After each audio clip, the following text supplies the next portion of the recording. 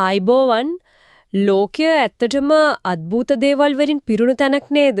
සමහර වෙලාවට විද්‍යාවටවත් හරියට පැහැදිලි කරන්න අමාරු දේවල් මිත්‍යාවන් එහෙම තියෙනවා. ඔව් ඒක ඇත්ත. අද අපි අපේ මූලාශ්‍රය අරගෙන ගැඹුරට කතා කරන්න යන්නේ මේ රුධිර උරා බොනවා කියන අద్భుත ජීවීන් ගැන. විශේෂයෙන්ම ඩ්‍රැකියුලා ගැන. හරිම රසවත් මාතෘකාවක්. ඔව්. ඉතින් අපේ ආරමුණ තමයි මේ ලෝකේ තියෙන මේ වගේ විශ්වාස ඒව කොහෙන්ද ආවේ සහර ඩ්‍රැකියුලා චරිතය හැදුනේ කොහොමද කියලා ටිකක් හොයලා බලන එක. මේක ඇත්තටම මනුස්ස ඉතිහාසයේ තරම්ම පරණ උනන්දුවක් කියලා කියන්න පුළුවන්. මහාචාර්ය රේමන්ඩ් මැක්නලි කියන විදිහට ඉස්සර මිනිස්සු දැක්කනේ ලේ යනකොට ජීවිතේ නැති වෙලා යනවා කියලා. ඉතින් අනිත් පැත්තට හිතුවා. ඒ කියන්නේ ලේ ආයෙත් දුන්නොත් ජීවිතේ දික් කරගන්න පුළුවන් සමහර විට මැරෙන්නේ නැතුව ඉන්නත් පුළුවන් කියලා. ඒ කියන්නේ අමරණීය වෙන්න වගේ. ඔව් ඒ වගේ අදහසක්.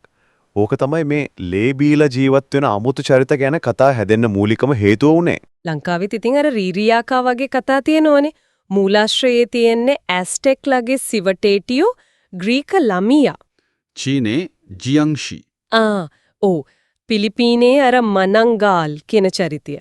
ඒක ටිකක් වෙනස් නේද? උඩුකය වෙන් වෙලා පියාඹනවා වගේ. ඔව් පියාපත් එහෙමත් තියනවා කියනවා. සුදු ලූණු වලට බයයි කියලාත් කියනවා. මේ හැම එකකින්ම පේන්නේ මිනිසුන්ට මරණය ගැන ජීව බලය නැති වෙන එක ගැන තිබ්බ පුදු බයක් වෙන්නේ නැති නේද? ඔව් ඒක වෙන්න පුළුවන්. ඒ බය තමයි විවිධ විදියට එළියට අවිත් තින්නේ. හැබැයි අපි අද දන්නවනේ අර වැම්පයර් චරිතේ. ඒකේ මුල් බීජ තියෙන්නේ නැගෙනහිර යුරෝපයේ. අර ස්ලාවික් රටවල් වල ජනකතාවල. එතනින්ද මේ කණ්ණාඩියෙන් පේන්නේ නැති එක සුදුලුණු කුරුසෙට බය වෙන්න එක වගේ දේවල් එන්නේ. හරියටම. හිරු එළියට බයයි, ලී උලකින් හાર્ට් එකට ගැහුවම විනාශ වෙනවා වගේ දේවල් මේ ඔක්කොම ඒ පැත්තෙන් ආපු ලක්ෂණ. තව අර දුමක් වගේ වෙලා අතුරුදහන් වෙනවා, ගෙදරකට ආරාධනාවක් නැතුව එන්න බෑ වගේ ඒවත් තියනෝ නේද? ඕ ගංගා පහු කරන අකමැටි කියලාත් කියනවා. සමහර විට මේවා මොකක් හරි ආරක්ෂක ක්‍රමයක බැඳිලා තියෙන්නත් ඇති. හරි. එතකොට මේ වැම්පයර් වවුලන් කියන කතාව. ඒකත් වැදගත් කාරණයක්. මේ වැම්පයර් වවුලෝ ඇත්තටම යුරෝපයේ හිටිය සත්තු జాතියක් නෙවෙයි. එහෙමද? ඔව්. ස්පාඤ්ඤ නාවිකයෝ තමයි මෙයාලව හොයාගත්තේ අර මධ්‍යම දකුණු ඇමරිකාවේදී. එයාලා ගොවිපල සත්තුන්ගේම ලේ බොනවා තමයි. හැබැයි කූඩල්ලෙක් වගේ. ඒ කියන්නේ සතාව මරන්නේ නෑ. නෑ මාරාන්තික නෑ.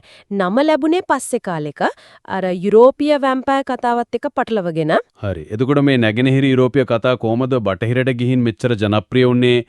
ඒකට අර බ්‍රෑම් ස්ටෝකර්ගේ පොත නේද හේතුව? ඕ ඒක තමයි ප්‍රධානම හේතුව.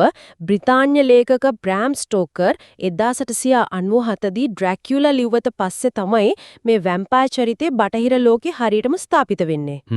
ස්ටෝකර් මේකට ආభాෂය අරන් තියෙන්නේ 15 වෙනි සෙසේ රුමේනියාවේ හිටපු ඇත්ත පාලකයෙක්ගෙන් තුන්වන ව්ලාඩ් ටිප්ස් කුමාරයා. ව්ලිනට් ටිප්ස්. එයා ඇත්තටම හිටපු කෙනෙක් නේද? දක්ෂ සෙබලික් කියලාත් කියනවා. ඔව්. එයාට ව්ලාඩ් ඩ්‍රැකියුලා කියලාත් නමක් තිබ්බා. ඒ කියන්නේ මකරාගේ පුත්‍රයා වගේ අර්ථයක්. එයා අර ඕඩර් ඔෆ් ද ඩ්‍රැගන් කියලා නයිට්රුන්ගේ සංවිධානයක හිටියා. හරි.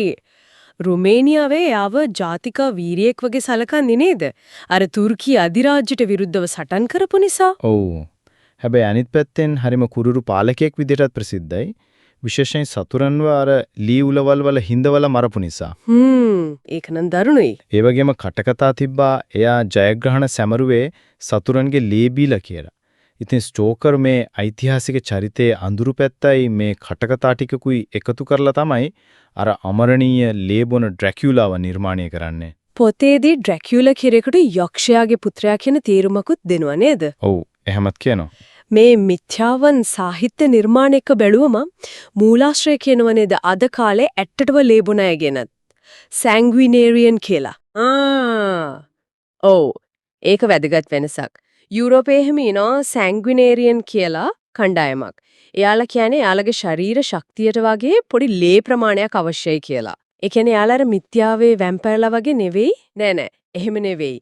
එයාලා ගොඩක් වෙලාවට නීත්‍යානුකූලව ලේ බැංකු වලින් එහෙම තමයි ලේ හොයාගන්නේ. ඒක එයාලගේ ජීවන රටාවේ අනන්‍යතාවයේ කොටසක් වගේ. හරි. එතකොට ආපහු ස්ටෝකට ආවොත් ඩ්‍රැකියුලා කියන්නේ බිහිසුණු සාහිත්‍යයේ ලොකු සලකුණක් නේද? නාට්‍ය චිත්‍රපට ගොඩකට පාදක වුණා. අර 1923 ජර්මන් නිහඬ චිත්‍රපටේ පවා. ඔව් නොස්ෆෙරාටු. ඒක මුල්ම එකක්. ස්ටෝක මැරෙනකොට ඩ්‍රැකියුලාස් ගෙස්ට් කියලා තව කතාවක් ලියමින් ඉඳලා තියෙනවා. ඒක එයාගේ බිරිඳ පස්සේ සම්පූර්ණ කළා. ඉතින් බලන් ගියාම මේ වැම්පයර් කියන සංකල්පය හරිම සංකීර්ණ එකක්. පරණ විශ්වාස, ජනකතා, ව්ලැඩ් ටෙප්ස් වගේ ඇත්ත මිනිස්සු, ස්ටෝක වගේ අයගේ නිර්මාණ මේ ඔක්කොම එකතු වෙලා හැදිච්ච දෙයක්. ඒක ඇත්ත. ඉතින් අවසාන වශයෙන් හිතන්න දෙයක් ඉතුරු කරනවා නම් මේ වගේ ව්ලැඩ් ටෙප්ස් වගේ ඇත්ත ඓතිහාසික චරිතයක් අරගෙන කාලයත් එක්ක යාව ඩ්‍රැකියුලා වගේ අద్භුත බිහිසුණු මැරෙන්නේ නැටි චරිතයක් බවට පත් කරලා ඒ වගේ මිත්‍යාවක් ගොඩනැටෙන්නේ එකෙන් අපේ සමාජයේ තියෙන අර ගැඹුරුම බයවල් ගැන. එහෙම නැත්නම් බලයයි කුරුරුකමයි අතර තියෙන සම්බන්ධය ගැන මොන වගේ දෙයක්ද අපිට කියන්නේ?